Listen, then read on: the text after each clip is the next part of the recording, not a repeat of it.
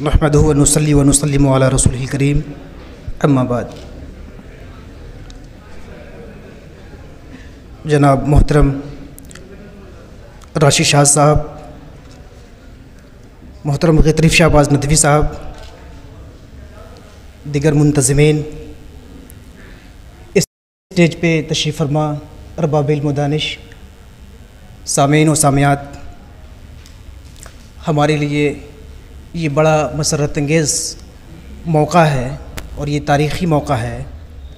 کہ ہم اپنے عہد رفتہ کی تشکیل نو کے موضوع پہ غور کر رہے ہیں۔ مدارس کے نصاب کے حوالے سے غور و خوض اور خصوصاً اس سائنسی عہد میں سائنس کی شمولیت پر تبادلہ خیال یقینی طور پر ایک ایسا عمل ہے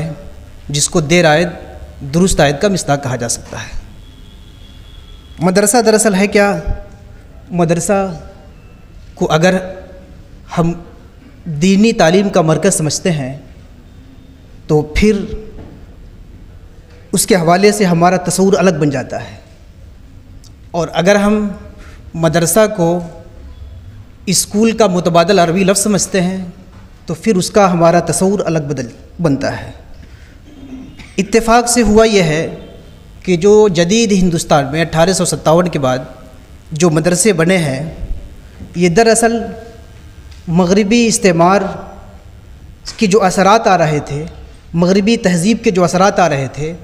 اس کے دفاع اور روک اور اپنے تحفظ کے لیے ایک مدافعانہ نفسیات کے تحت ان مدارس کی تشکیل ہوئی۔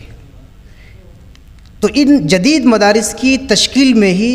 ایک مدافعت کا ایک نفسیاتی پہلو شامل ہے۔ اس کا نتیجہ یہ ہوا کہ علماء میں اور ارباب مدارس میں ایک عام ذہن بنا کہ ہر اس چیز سے بھاگا جائے، ہر اس چیز سے راہ فرار اختیار کی جائے جو مغربی تہذیب، انگریزی تعلیم اور مغربی علوم سے جڑے ہوئی چیزیں ہوں،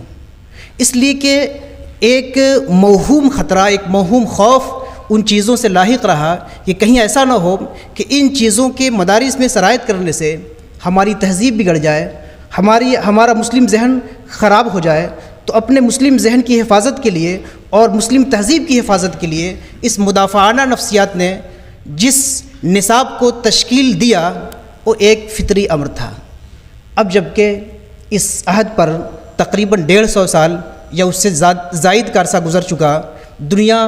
کی تاریخ اور علم کی تاریخ، سائنس اور ٹیکنالوجی اپنے ارتقاء کے کئی مراحل طے کر لیے۔ اب 150 سال کے بعد اگر ہم انتہائی سنجیدگی سے اب بھی اگر اس مسئلے کو غور نہ کریں تو پھر اس کا مداوع ممکن نہیں ہوگا۔ حضرات گرامی، ہم یہ سمجھتے ہیں کہ مدرسہ کو اسکول کا متبادل سمجھنا چاہیے، بلکہ ہے ہی، عربی میں ہم اس کو مدرسہ کہتے ہیں، انگلش میں اس کو اسکول کہتے ہیں۔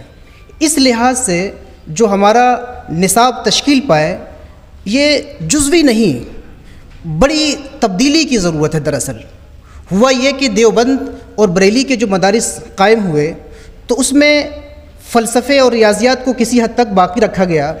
بعد میں جو اور مدارس قائم ہوئے ندوہ کے بعد، تو ان مدارس کی اس نصاب کی جو اتنی زیادہ اصلاح کر دی گئی کہ فلسفے اور ریاضیات اور جو قدیم علوم تھے ان کو بھی باہر کر دیا۔ تو جدید علوم کا تو داخلہ ہوا نہیں، اور مدارس میں نصاب کی اصلاح کے نام پہ جو کچھ ہوا، یہ قدیم مدرسوں کا جو فلسفیانہ اور ریاضیانہ جو ہمارا توارث تھا، جو ہماری وراثت تھی، میراث تھی، اس کو بھی خارج کر دیا گیا۔ اب ہمیں بہت سنجیدگی سے غور کرنے کی ضرورت ہے کہ ہم جب مدرسے میں اپنے بچے کو پڑھا رہے ہیں تو ہمارا بچہ جب ابتدائی تعلیم حاصل کر رہا ہے تو ایسا بالکل نہیں ہونا چاہیے کہ ہمارا ایک طالب علم جو ایک اسکول میں پڑھنے جا رہا ہے، اور ایک بیٹا ہمارا اسکول میں پڑھنے جا رہا ہے، دوسرا بیٹا مدرسے میں پڑھنے جا رہا ہے، مدرسے والا بیچارہ نفسیاتی طور پہ اپنے آپ کو کمزور سمجھتا ہے، وہ انگریزی نہیں جانتا ہے، وہ سائنس نہیں جانتا ہے، وہ آئنسٹائن کے نام کو سنتا ہے تو گھبراتا ہے۔ تو یہ جو گھبراہٹ، یہ نفسیاتی، یہ سماجی علوم سے ناواقف ہے، وہ طبعی اور حیاتی علوم کی جو ابتدائی چیزیں ہیں ان سے ناواقف رہ جاتا ہے۔ عام طور پہ میرا اپنا مشاہدہ ہے کہ وہ گھر جن میں چند بچے اسکول میں پڑھتے ہیں اور ایک بچہ مدرسے میں پڑھتا ہے اس کی امامت صرف مصلی تک ہوتی ہے، باقی مجلسی ادب و آداب میں، مجلسی گفتگو میں وہ بیچارہ ڈرا اور سہما ہوتا ہے۔ ایسی صورت میں ضروری ہے، میرا ذاتی نقطہ نظر ہے کہ جو ابتدائی نصاب بنے کم سے کم 10ویں تک کا نصاب ایسا ہو جو اس زمانے کا جو مروج حیاتیاتی، طبعی اور سماجی علوم ہیں ان کا بنیادی حصہ 10ویں تک مدارس کے اندر شامل ہو۔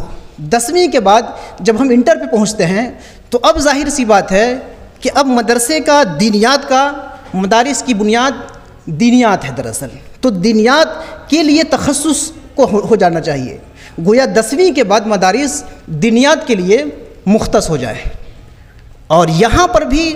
10ویں کے بعد بھی اور اوپر بھی تمام طرح کے علوم اور تمام طرح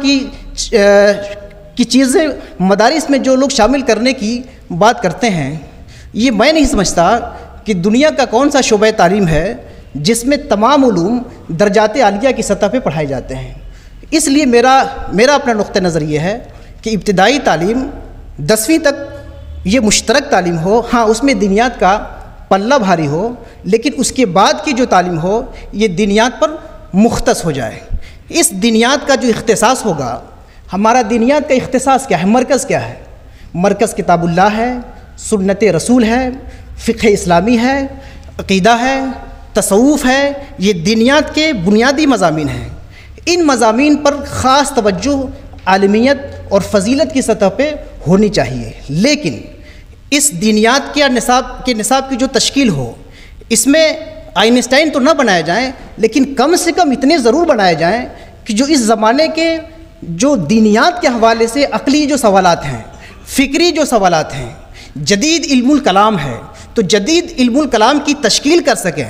ہمارے فارغین جدید علم الکلام کو سمجھ سکیں، تو اتنا تو ہمارا عالمیت اور فضیلت کے نصاب میں ایسا عالم بنانا ہوگا جو عالم اس زمانے کے سوالات کو ایڈریس کر سکے۔ ایک بات۔ دوسری بات یہ کہ جو 10ویں تک ہم نے پڑھا دیا اس کو سائنسی طبعی علوم پڑھا دیے، سماجی علوم پڑھا دیے، اب اس کے بعد جو یونیورسٹی میں آ رہا ہے، اور یونیورسٹی میں آنے کے بعد یعنی 12ویں کرنے کے بعد، عالمیت کرنے کے بعد، اب وہ بچہ جب یہاں پہ آئے گا، اب یہاں پہ وہ مختلف شعبوں میں، طبیعیات، حیاتیات یا دیگر شعبوں میں جانا چاہے گا جہاں ہمارے محترم راشد شاہ صاحب مدارس کے طلباء کو دیکھنا چاہتے ہیں۔ اب وہاں پہ جو جانا چاہے گا اس کے لیے بڑی آسانیاں ہو جائیں گی۔ ہم بریج کورس میں 6